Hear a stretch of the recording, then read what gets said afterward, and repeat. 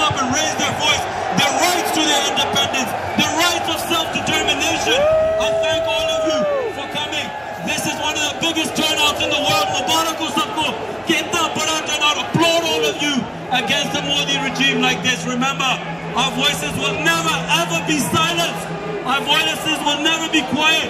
If UN is hearing us on Friday, we will make sure that we keep raising our voices so the world keeps hearing us day in and day out. I congratulate you for standing up. I in particular congratulate the people that are not Kashmiris, that are not Pakistanis, that are Sikhs from all over the world, Jews from all over the world, Christians all over the world. Remember one last thing. If Modi is doing this to us Muslims today, remember he's coming after you next. He's not going to stop at Muslims. He's going to continue to Christians. He's going to continue to Sikhs. He's going to continue to Nagas, to the Jews.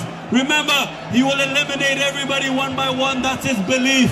Thank you. Masalam. Shukriya bahut bahut.